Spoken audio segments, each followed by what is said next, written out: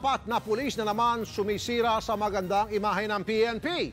Nabisto kasi ang kanilang kabalastugan. Modus nila ang peking tukhang. Mabuti na lang may CCTV sa bahay ang biktima. Narito po ang eksklusibong report. May mga nawala ba sa iyong gamit? Nanginginig sa takot nang dumulog sa programang Wanted sa radyo ng Radyo 5 ang isang ginang matapos itong pasukin ng apat na lalaki na nagpakilalang pulis sa Cainta Rizal. Isang asset daw kasi ang nagsangkot sa kanya sa iligal na droga. Ikwento ng biktimang si Gracelyn Serrato ang kanilang ginanganas. Ikwento niyo po sa akin yung mga pangyayari dyan ngayon sa CCTV. Sino po itong dalawa? Hindi ko po kilala. Bali po si...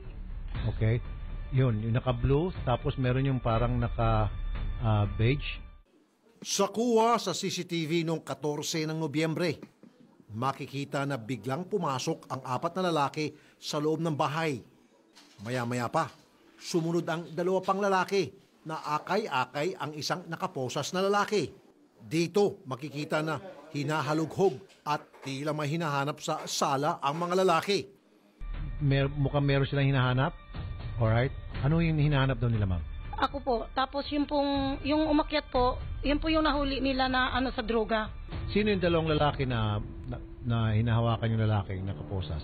Yung nakaposas po, yun po yung nahuli. Yung pong acid daw po yan. Yun daw po nakaposas ang nagturo na ako daw po ay involved sa droga.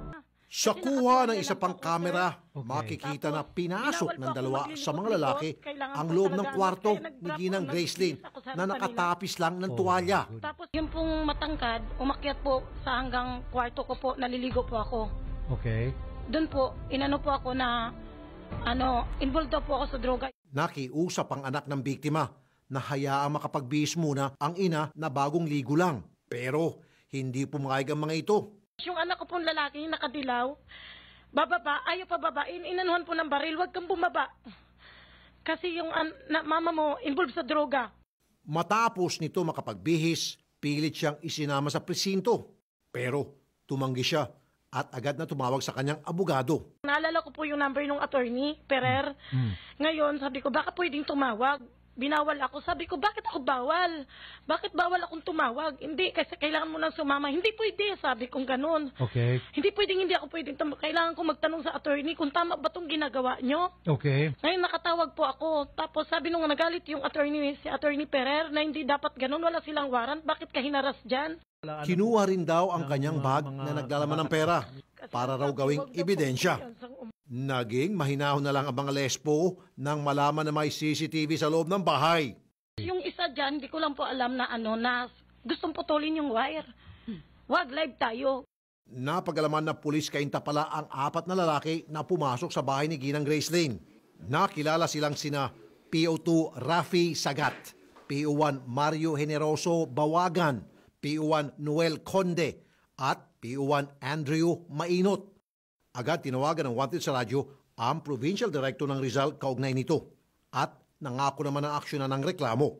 Paparelieve muna natin pagkatapos papatayin mo nga yung nagreklamo para ma-proceed na yung summary dismissal. Dito bahagyang nabunutan ng tinik ang ginang. Grabe pa, kaya pa palang guluhin ng nanahimik ka lang sa bahay. Wala naman po talaga akong involved sa droga or paano. Simple lang po ako eh. Sinamahan ng mga staff ng Wanted sa radyo ang biktima sa Rizal Provincial Office para ipakita ang kuha ng CCTV. Idinulog din ang kaso sa Cainta Police at inilagay sa duty sentinel ang apat na pulis. Siba ang apat na pulis at naharap sila ngayon sa patong-patong na kaso. Laking pasasalamat ng biktima dahil sa wakas nawala na ang kanyang pangamba. Sir Rafi, salamat po sa tulong nyo. Ngayon po, nasampahan na po namin ang kaso agad-agad yung mga pulis. Kung di dahil po sa inyo, hindi po ako magkakaroon ng lakas ng loob. Salamat po talaga.